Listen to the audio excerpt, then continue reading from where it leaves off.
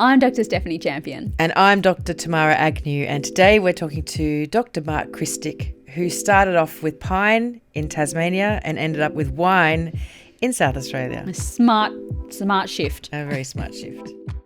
Welcome to Career Sessions with your hosts, Steph and Tamara. Proudly sponsored by Inspiring South Australia. In this series of career sessions, all of our guests hold doctorates in their chosen field, and we invite them to talk about their pathway from PhD candidate to present day. We ask them what they've learned, and we also ask them to give advice to people who might be thinking about a career in research when they've finished school or when they've finished their undergraduate degree. So today we're talking to Dr. Mark Krstic, who graduated from the University of Tasmania in 1997 following the completion of his doctoral research project titled Anatomical and Physiological Factors Affecting Adventitious Root Formation in Pinus radiata Cuttings. He has spent more than 20 years working in the grape and wine sector here in Australia and overseas, and he's held many key positions. He's tackled the effects of fire on wine production following the Black Saturday fires in 2009. He's represented governments on international trade missions abroad, built a world-class grape and wine research and development facility in Victoria. He's an international expert in viticulture, an accomplished author, speaker, and international wine judge. I'm not actually sure when you get to do your actual job. Like any good wine researcher, he loves all wine. And these days you will find him in his office at the Australian Wine Research Institute here in Adelaide. So welcome, Mark. Thank you very much. Yeah, good to be here. So just to set the scene for our listeners, what is your current role right now? So what are you doing? What does your day look like? Okay, so currently I'm the Managing Director of the Australian Wine Research Institute, which is a role I've only been in for about 3 months. Yep. Prior to that, I've been working for the company for a bit over 8 years in different roles, including in an extension role and also in a business development manager role. So I've done a number of roles in the same company, so I know the company pretty well. Mm-hmm. My day starts early, 7 o'clock. I'm usually at work. And it usually doesn't finish until a little bit later on. And it feels like every minute of the day is packed with something. Mm-hmm. But again, I think as you go through your career, you learn how to deal and skip between meetings, and learn how to make sure you're prepared for the one that's coming up and all those sorts of things. So, yeah, lots of, we're the institute, which is based at the University of Adelaide Wake campus, mm-hmm. so up the road. We have around about 135 staff. And we're, doing all sorts of exciting things in grape and wine science and also other areas of science. So, and it's really rewarding. It's a great place to work. Is it part of Adelaide Uni or is it an institute on its own? Yeah, so we're a separate institute. So we actually are a limited by guarantee company. So mm-hmm. we have our own we're governed by our own board of directors, mm-hmm. and they're made up of mostly industry representatives. It's great. So we're quite a small but nimble organisation that was founded by the industry back in 1955. Because there's some longevity there. There's some longevity, and so we were formed because I guess the industry wasn't being served by the current science people out there within the other research institutes that are around. So and we've developed a world-class reputation in grape and wine science that's sort of admired all around the world, which is great. So considering I can't keep a houseplant alive, there clearly is a bit more to it than just planting a grapevine and letting it go. There's certainly a lot more in that. It's the right grape in the right spot with the good winemakers who know how to get the best out of it, and obviously putting it all together, and with a long history of tradition, mm-hmm. And also labels. That's why people are willing to pay up to $800, $1,000 and beyond for a 750ml bottle of liquid. It's not just a bottle of liquid, it's an experience. Yes, that's right. That's exactly right. Do things like fires change the course of the grapevine forever, or is it sort of something that happens and then gets passed? Fortunately, it's periodic, so it sort of happens. There's an effect in one year, then the following year it's all back on track. So it's all good. So it's just dependent on the environmental conditions in that particular year, which is great, thankfully. Yeah, thankfully, because I think they were talking about wine shortages at one point. I think the world kind of just went a little lost their rag. Yeah. So we're going to go back to the very start. And no worries. We want to talk about your family and whether were you first in your family to go to university, or did your parents go to university? What happened and where did you go and what did you do? Yeah, no, it's a good question. So in my small family, I wasn't the first one to go to university, certainly, but my parents didn't go to university. So they had me when they were a lot younger, sort of around about the 20 years old. area, and we, went through school and battled. They actually ended up going through different education, whether it be university or TAFE, at one stage there to get qualified. But for me, I actually come from a family farming background. So I kind of always liked the agriculture, but it was more in my grandparents. So, my mother, who was, descendant of my grandfather, of course, was sort of in line. So I always had this feeling of love for agriculture all the way through my schooling, and also developed a real love for science. So, maths and science always came pretty easy, and PE and all those sorts of things. But, really, really sort of took to that. And then it was actually, this is a bit of a funny story, but it was in year 8. I went home one day, I'd done my own little research, looked at my mum and said, "Mum, I've made an appointment with the Dean of Agricultural Science at the University of Tasmania. Can you please take me down there? I want to meet with him." So I remember, a little precocious for grade 8. Yeah. So like a 13-year-old boy. I remember, rolling down and meeting the Dean, John Madden at the time, down at the University of Tasmania, and having a look around, and he showed me around the facility, and I actually thought, wow, this is pretty cool. This is something that I'd really like to get my head around. And then from that point onwards, I kind of always knew what my entrance requirements were. Does it make any sense? So going through into year 11 and 12, I was pretty clear about what I had to do to get over those sorts of things. And it's interesting, between year 8 and year 12, the entrance requirements became less. Does that make any sense? Because they're trying to encourage people to get into the system. But, I always sort of had that aim, right from year 8, about sort of where I wanted to go into the university and study at the University of Tasmania. There's only a handful of people I think I've met in my life who have known what they want to do from a very, very young age. Yeah. But I mean, look, my friends at the same time, I come from a bit of a rough neighbourhood, to be honest with you, and my friends used to call me the glorified farmer. That was what it was, really. So, but a farmer with a degree. Yeah, exactly. So, but no, it was good, and I did, and I identified, from a young kid in Tasmania, which is again sort of at the bottom end of the world, the real down under part of Australia. It's the down under of down under. So, and it was good, and I found, really sort of flourished in that university environment as well, and met some great colleagues. But, what I did is I was really looking for that generalist science. I wasn't into pure science. I was more into that applied. It wanted to be applied to something practical for me, and that link to agriculture was always good. Now, our family farming background was a grazing background, right? So I always went in there thinking, I'm going to, specialise in kind of like veterinary. I actually wanted to be a vet, to be honest with you, at one stage. And I was, there was no offering of course in Tasmania. I would have had to go to Melbourne or elsewhere to do that. And again, my family wasn't that rich at the time, so it was the natural progression just to stay within Tasmania and do that at the University of Tasmania in Hobart.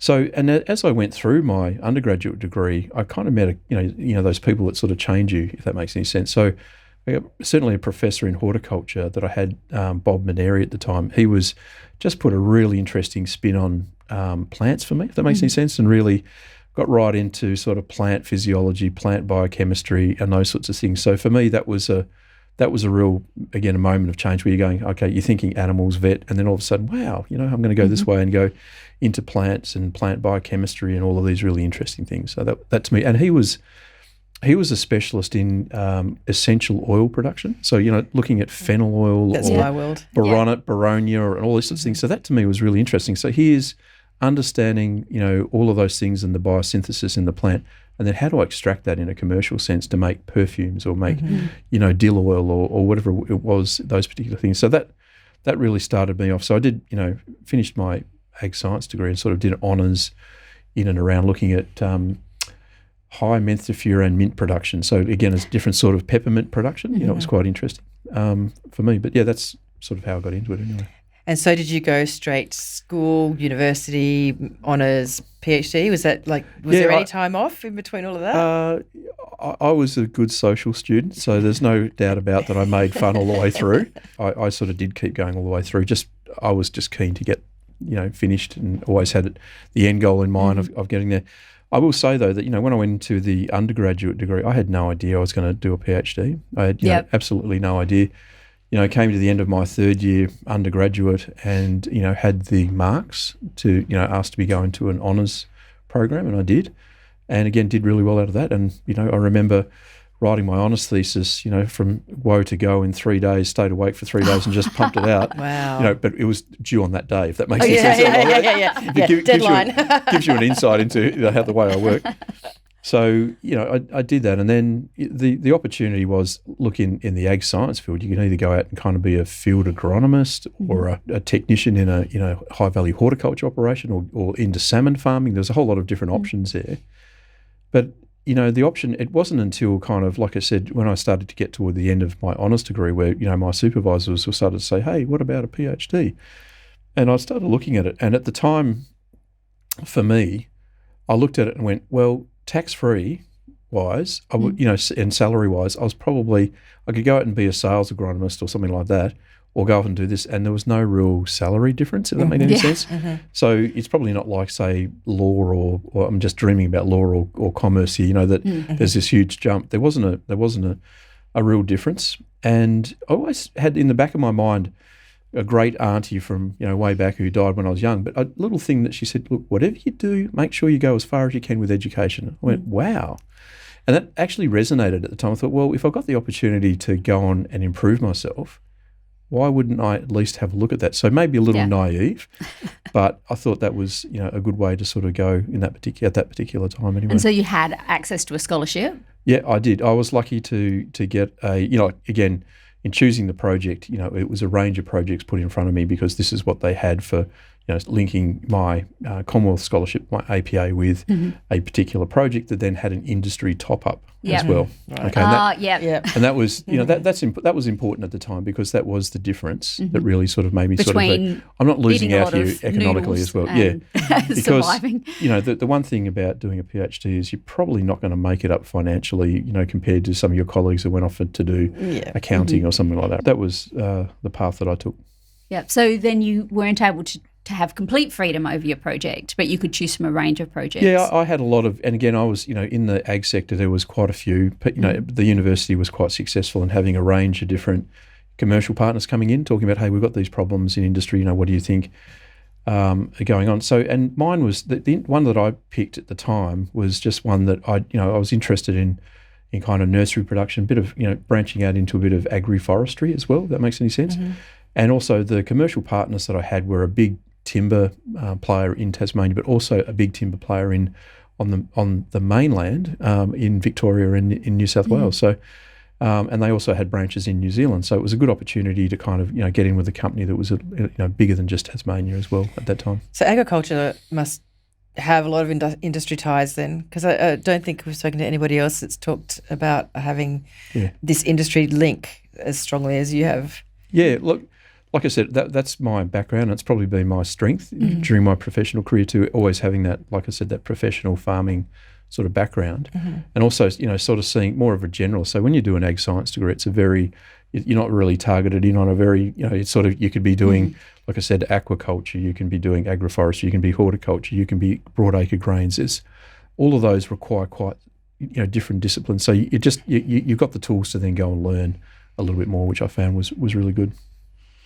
So then what was your actual project? Explain it to me like I'm 5. Okay. No, my project was just around nursery propagation of the radiata pine. So if I can say that. So we, instead of planting them, but you can plant them by seed, but they had a whole genetic improvement program. It was about producing higher quality timber, from softwood pine. But they had some problems with the propagation from cuttings in the nursery. So, what they were doing is you're going to the mother plants, taking a lot of cuttings, putting them into a raised nursery bed, but there was mixed chances of success for those cuttings. So my project was just about trying to understand what were the causes for, the mortality or decline in cutting success and, understanding, how do I say, structural reasons why that was failing, or whether there was more of like an internal biochemical, reason for why they were failing at different times in the season. So, yeah, it was good. And, really was commercial. So there's lots of trips to into the commercial sector to really do a lot of sampling, but then also a mixture of really doing a lot of really detailed biochemistry and phytohormone analysis in the lab, understanding, what's going on in the processes behind that. And how long did it take you to complete? Go to woe was just a bit less than 4 years. So That's pretty good for a Yeah. PhD. Yeah. So, and I look back and I go, oh man, I was so naive. Like, when I went out and did my postdoc with CSIRO, the number of people that are still working and getting paid a lot better than you're getting paid at a postgrad level, but still hadn't finished writing up their PhD. I'm like, oh, dude, why didn't I do that? But there is a scary percentage of those that didn't actually finish as well. Yes. writing Yeah. up. Yeah. There is an argument for pushing yourself through and going, I'm going to finish when the scholarship ends, and that's it, I'm done. Yeah, I was so pleased to see the arse end of it for sure. Yes. So what did your day look like when you were a PhD student? Oh God, it was coffees in the morning. And it was a completely different lifestyle. No, look, No 7 o'clock starts then. Yeah, no, look, you wax and wane through that initial stage of sort of going off in a range of different directions, and I was also focused on a lot of different sporting activities at that time, so I had a lot of distractions, and girls and all that sort of stuff came in there as well, which was great.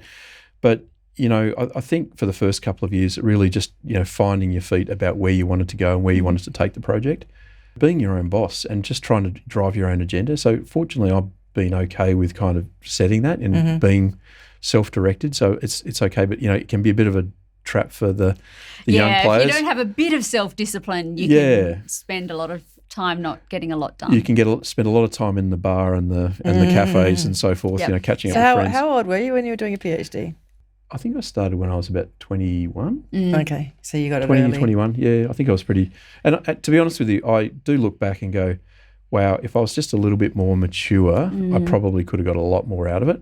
I'm glad I got it nailed and I was out of there, but I'm sort of wish that, from an experience perspective, if I was just a bit more mature, I would have got a lot more out of that. So, there is something to be said for having those gap years and those sorts of things. Yeah, I think, so maybe just a bit mature. of time in the industry or just outside of a university. You'd watch, I think so.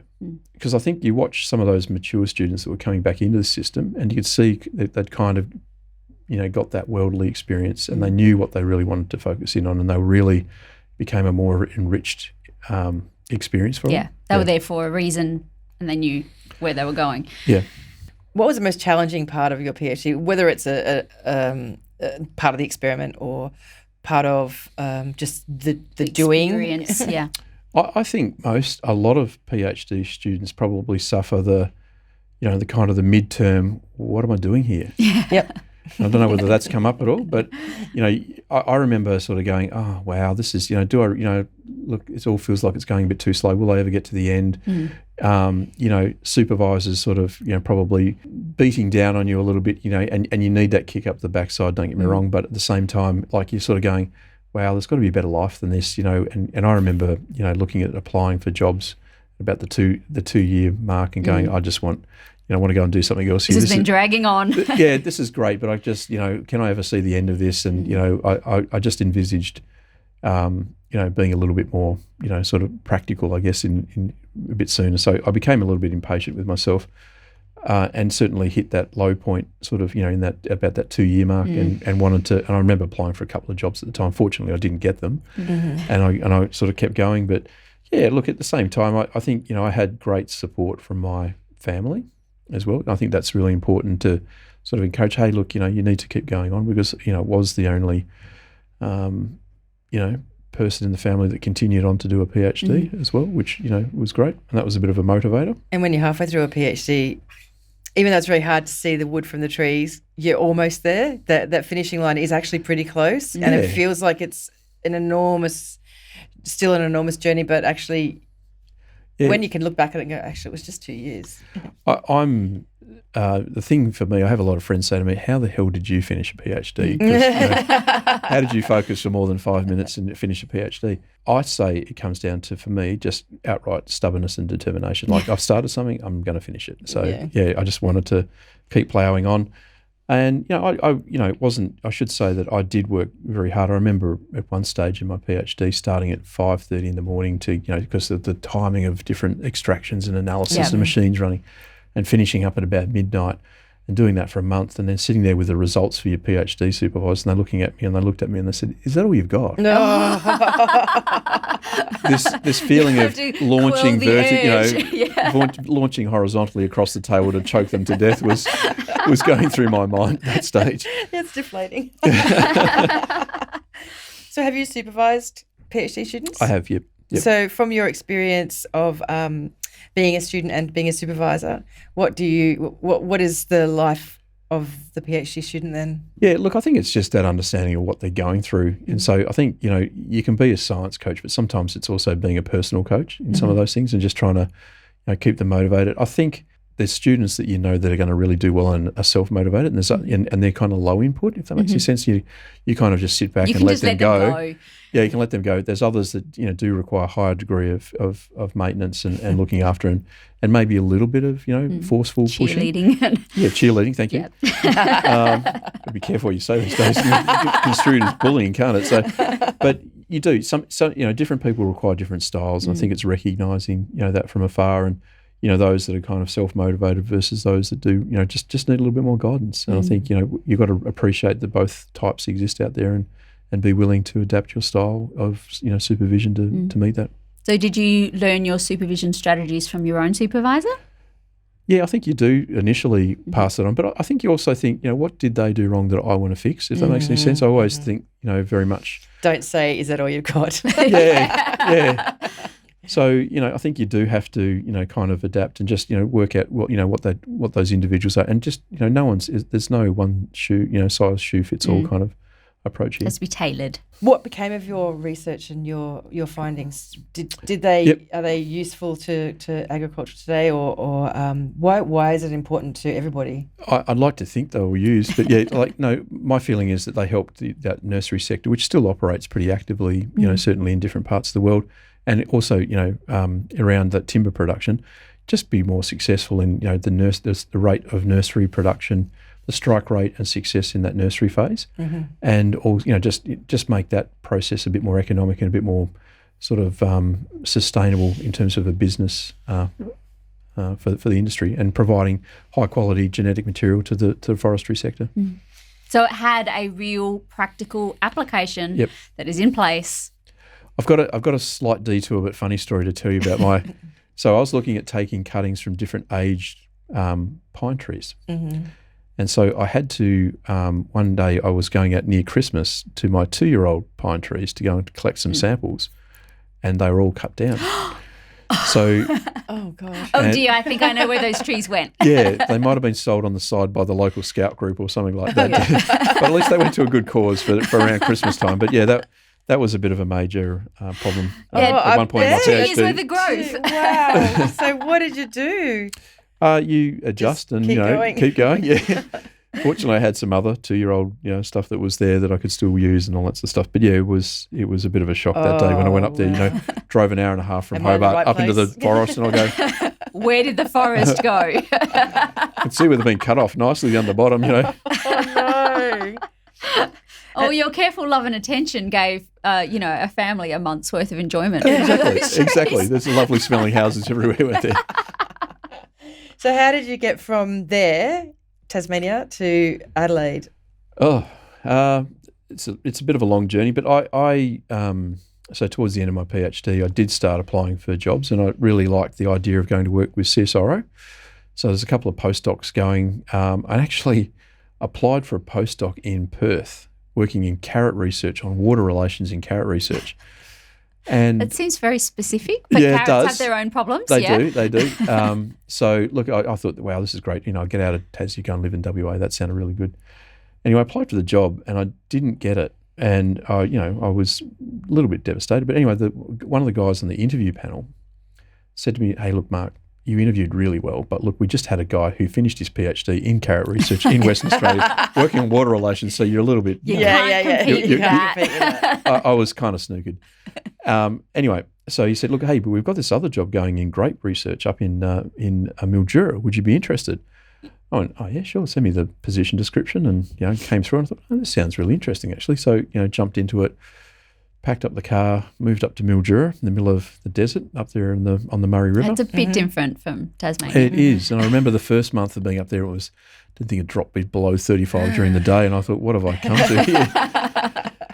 But look, I spent 10 years up and around Mildura, and I worked, with CSIRO during my postdoc, and then I moved on to work with now Agriculture Victoria, still up in Mildura, and leading, like I said, developing and leading a team of people up there. And early in my career, I had some really good mentors, sort of older guys that looked at me and sort of said, hey, he's a goer, let's throw some resources his way and see what he can do, and kind of lived up to that expectation. And all of a sudden, found myself, managing quite 12 or 15 people, and all of a sudden all of, budgets and resources. And I thought to myself, far out, I haven't trained for this, I don't They're know trusting me with this. Yeah, I don't know anything about people management. And I think, some of my prior experience, not saying that they were bad managers, but they were just science managers. They were good people, but really weren't experienced in probably, traditional management sort of stuff. So I actually, sort of said to myself, I don't want to be like that. I sort of, a couple of years, I think I was in about 2004, I actually started my MBA. So I did, and I was really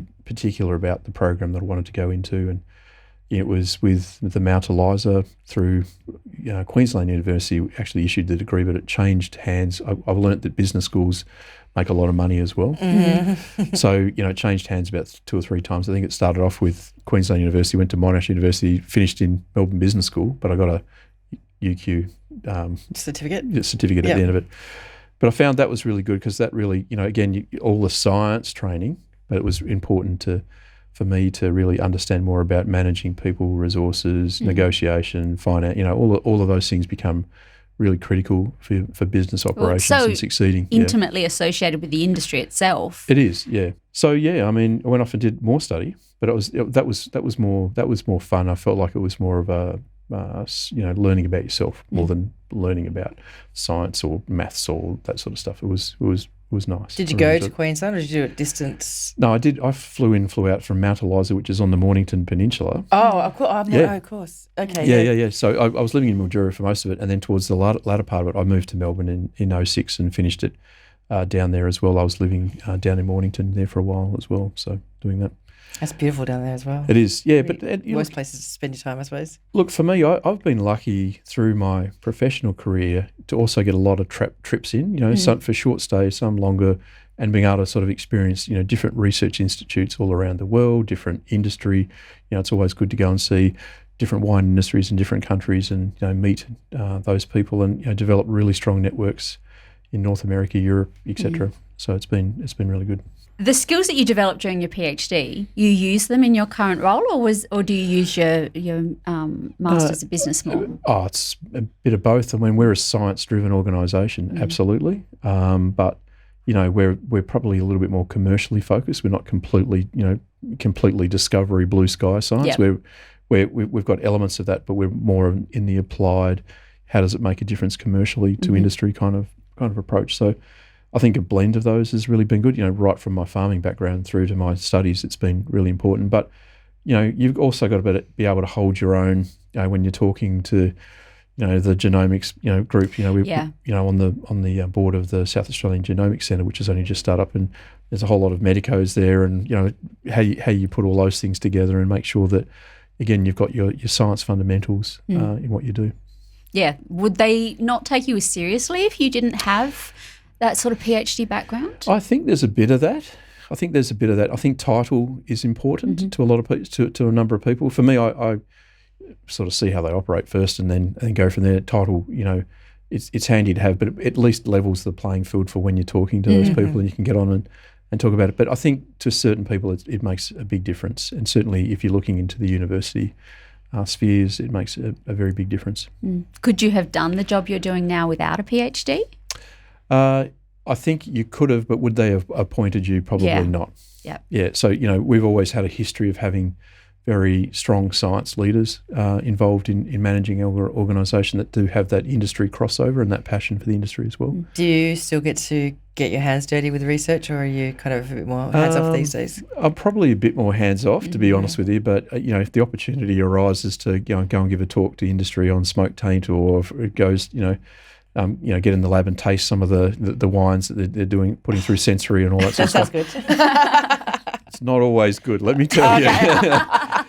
Mostly good, but not always. Uh-huh. Yeah. Because you remember, a lot of our stuff is about problem solving, so you get to taste a lot of the mistakes. Funky wines. Yeah. So did you end up with any papers out of your PhD? Yeah. There's certainly some publications that have come out of there for industry and so forth as well. And I guess I'm probably a little bit different. I haven't been a paper driven. That's not been probably why I've not sort of gone into academia, professionally. That's not been the hugest driver, but certainly, I've helped publish and published a lot of stuff myself over the years, be it, peer reviewed or industry trade articles. They want outcomes, but it doesn't fact have sheets, to whatever. be So it's we get involved, and the output that we have from a science perspective at AWRI is very strong. We're very comparable to university standards. So you have a lot of. I noticed your CV is quite long with conference. I don't know which version you got. Sorry, the long one. Yeah. So, did you enjoy your PhD experience? Yeah, I did. I think it is great. I mean, again, it's.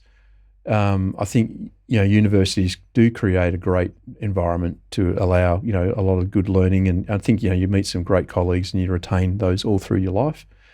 It is a hard slog sometimes, but it's worth it in the end. I think if you can be doing a job that you love, it doesn't feel like a job kind of thing. You know what I mean? I think, and that's the way I feel at the moment. Yes, they're long hours with what you do, but I really don't feel like it's. I'm lucky every day you get up and you go, wow, I'm going to work at the Australian Wine Research Institute. I feel very proud of that. And like I said, the team we've got there are an amazing team of very, very talented people. And like I said, when you have those conversations with people, go, wow, I never even thought about that. That's fantastic. And there's just so much talent there. And also within that Wake campus, more broadly as well, and the world.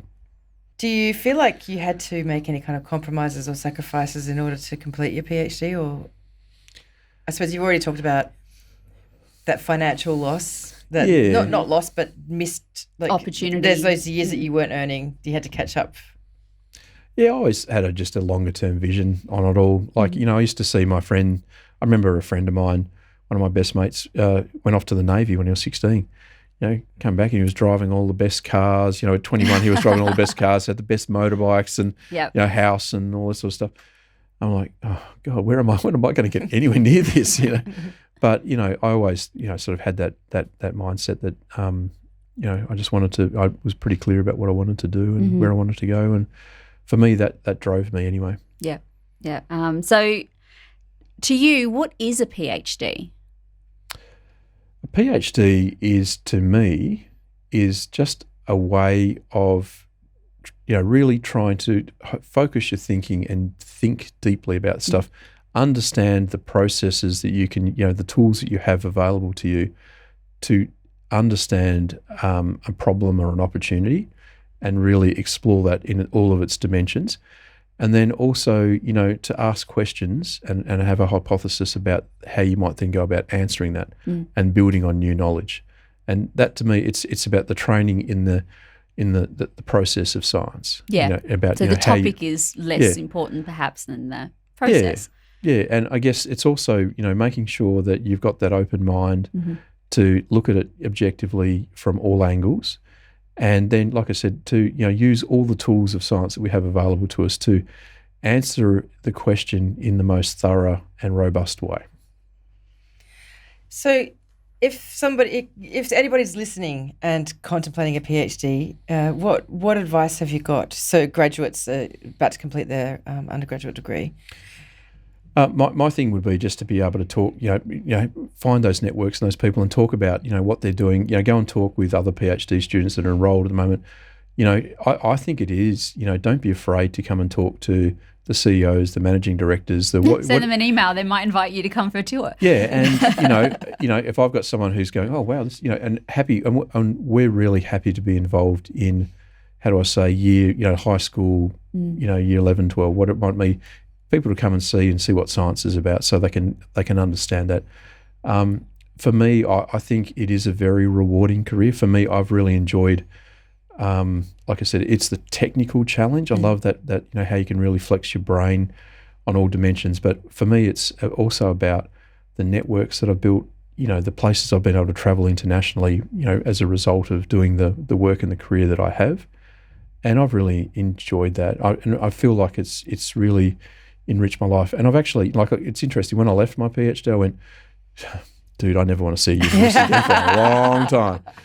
But now, at this stage of my career, and I'm not saying now for at least maybe the next 10 years, but at some stage I'd like to give back at some stage as well, and really try and, help enrich some of those, undergraduate or postgraduate people as well. And look, I still, like I said, I've been involved in supervising a lot of high degree students and whatever, but I think, I'm really keen to get back, at some stage to give back a little bit more as well, because I think that's really, it's really great. I love seeing people grow, and I think that's really great. Knowing that I've, worked with you and now you're that person. I've seen, there's been people that have had long careers, in the University of Adelaide that I know quite well. Peter Dry, I'll call out Peter Dry, who worked at the university for 40 odd years, and he kind of knew everyone. He'd trained or had some influence in their viticulture careers.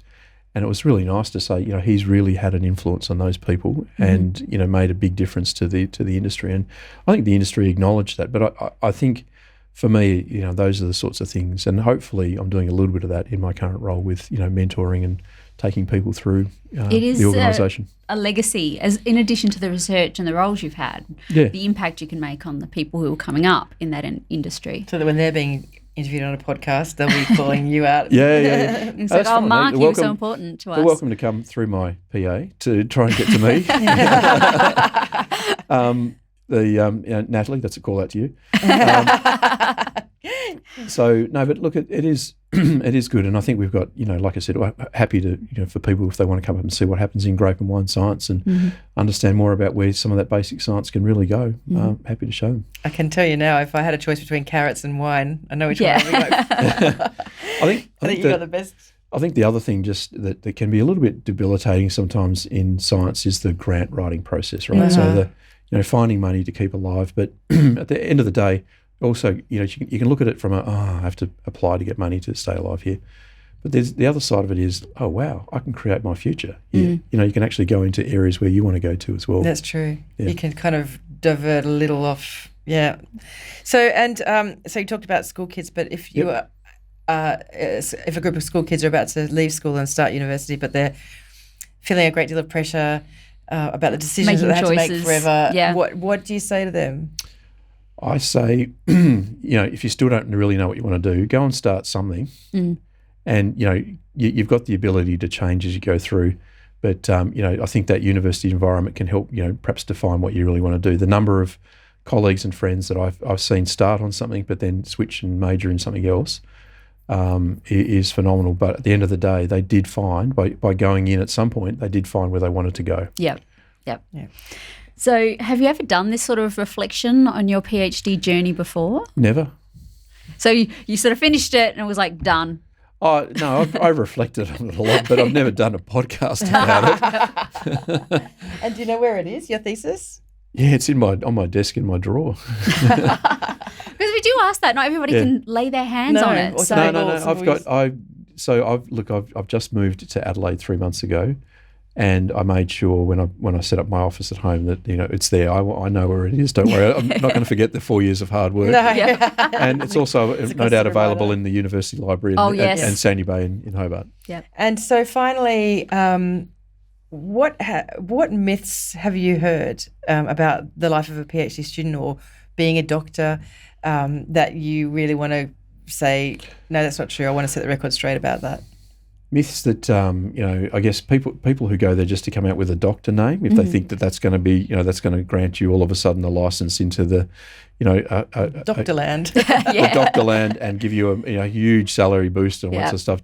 I think they're the myths that you need to be aware of, that there are a lot of PhDs out there. That it is, yes, sometimes it's nice to use the doctor title or the professor title or whatever you might have. But I think, it really is, the myth that I want to dispel is that once your PhD is finished, there's still a lot of hard work ahead of you. And it doesn't finish. If you really want to succeed, it's hard work. Yep. No resting on laurels here. No. Yep. Yeah. Not at all. I'm sorry to dispel any of that myth. But yeah, look, it's a gateway, but like I said, I guess it's you're learning how to do research, you're learning all of the process of it. But if you really want to be successful afterwards, you need to apply that, and be, be diligent about that as well, and have a good work ethic. Yep. Yeah, because it was certainly something I heard a lot was when you've done your PhD, all these doors will open, and I was like, where are they? I was like, those doors were there, but yeah, you really did have to keep you still got to keep working to get those doors open. It's not an automatic sliding door. It's got to plug on. Absolutely, and like I said, when employers are looking for people, a PhD is just the tick box part. If that makes any sense. Yes, you've got those hard skills, on a CV that says you meet the minimum requirements. But just remember, when you go to an interview, you've got to be prepared and just demonstrate all your soft skills that you can bring to the organisation. How are you going to fit in with all the rest of the team? How are you going to, what's your track record in, what have you done since your PhD? That's the big one too. So, a lot of people are looking at all of those different attributes. And, did you do your undergrad at the same place you did your postgrad? Have you had some overseas experience? All of these things really matter when employers start looking and picking apart, because we apply for a senior, we put an ad out for a senior scientist role, and we put it out globally. We'll get, 100 or 150 applications, and they're all got PhDs, right? I don't want to just, so we need to, we go through and we're looking for the cream of the cream, and you've got to look at what sets you out from the others as well. Wow. Excellent advice. We know your time is precious, so we are really very grateful for your time today and your generosity and your stories. Yeah. And we, just thank you so much for coming along. No worries. Thank you for the invitation. And it's always good to catch up and talk about these things. So yes. Good. Excellent. Thank you so much. The very last thing that we should end with is a huge thank you to all of the people who came and gave their time to be interviewed for this podcast series. Very generous. It was very generous of them, and it was so fascinating. And after every interview, I felt so inspired to be a researcher and to use my PhD. So it was a very eye-opening experience and a really interesting experience. Yes, and we're really very grateful to every single one of them. But we're also especially grateful to Dr. Sharon Pittman for telling us gave us about the grant. The inside story about the grant. Yes. She gave us the inside story about the grant that we applied for and we got, which supported the production of this podcast. So thank you to Inspiring South Australia and to Sharon for your very generous support of our podcast. Thanks for listening to Career Sessions with Dr. Stephanie Champion and Dr. Tamara Agnew. If you like the show and want to know more, check out www.careersessions.com, where you can send us your suggestions for future series, and subscribe so you know when a new episode is posted. If you love it, tell all your friends, and please leave us a review on iTunes. Thanks to our sponsor, Inspiring South Australia, for their generous support, and to our producer, Rory, at Podbooth. Join us next time when we talk careers with another leader in the field.